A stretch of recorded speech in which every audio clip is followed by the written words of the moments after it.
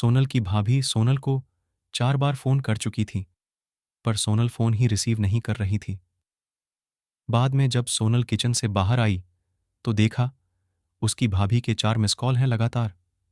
यह देखकर वह घबरा गई, क्योंकि उसकी भाभी को पता होता है कि अगर सोनल 2 बार में फोन नहीं उठाती है तो इसका मतलब यही है कि वह अपने काम में व्यस्त है और या फिर फोन से दूर है। अब सोनल का मन घबरा रहा था, क्योंकि भाभी के 4 फोन लगातार आने से उसे टेंशन हो गई थी, क्योंकि सोनल की मम्मी की तबीयत इन दिनों ठीक नहीं चल रही थी।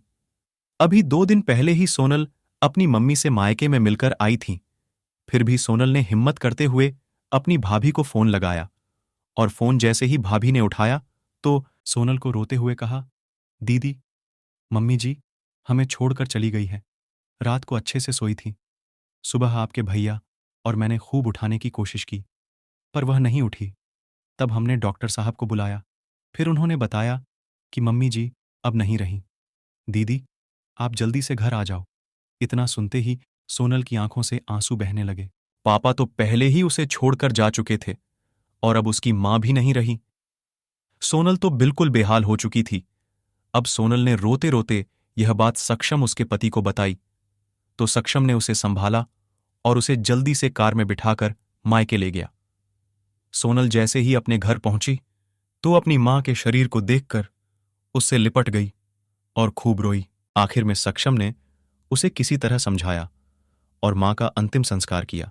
सारे विधि विधान होने के बाद भी सोनल की रुलाई रुकी नहीं रही थी।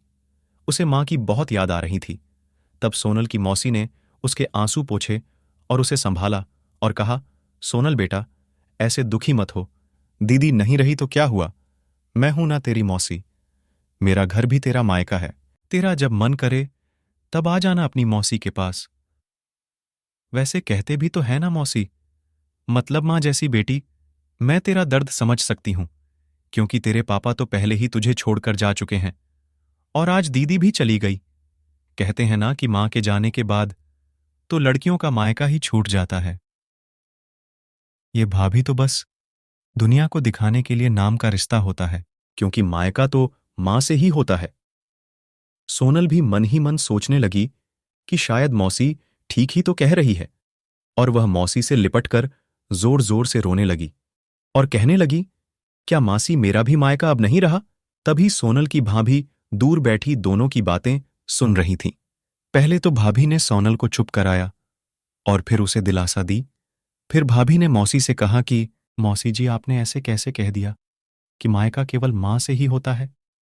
मैं मानती हूं कि मां का स्थान कोई नहीं ले सकता, लेकिन अभी दीदी के भैया भाभी जिंदा हैं, और जब तक हम हैं दीदी का मायका हमेशा बना रहेगा।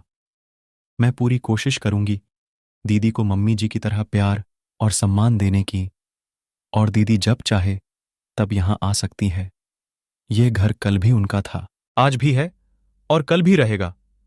मौसी जी, मैं भी एक बेटी हूं और मेरा भी मायका है, और मैं अच्छे से जानती हूं कि हम बेटियों के लिए मायका कितना महत्वपूर्ण होता है। मौसी जी, आप दीदी को अपने घर जरूर बुलाइए, पर उन्हें अपने भैया भाभी के प्यार से दूर मत करिए। तभी मौसी ने कहा, बहू, आज के जमाने में तेरी जैसी सोच रखने वाली भाभी बहुत कम मिलती हैं। मुझे माफ कर दे, मैंने सोनल को गलत राह दिखाई। तभी सोनल अपनी भाभी के गले लग गई और बोली, भाभी, आज आपने मुझे विश्वास दिला दिया कि भाभी भी मां के समान होती है, और मैं संतुष्ट हूं कि जब तक आप और भैया हो मेरा मायका सदा बना रहेगा। और किसी ने कहा है ना कि भाभी मां के समान होती है। आज आपने मुझे इस बात का विश्वास भी दिला दिया है।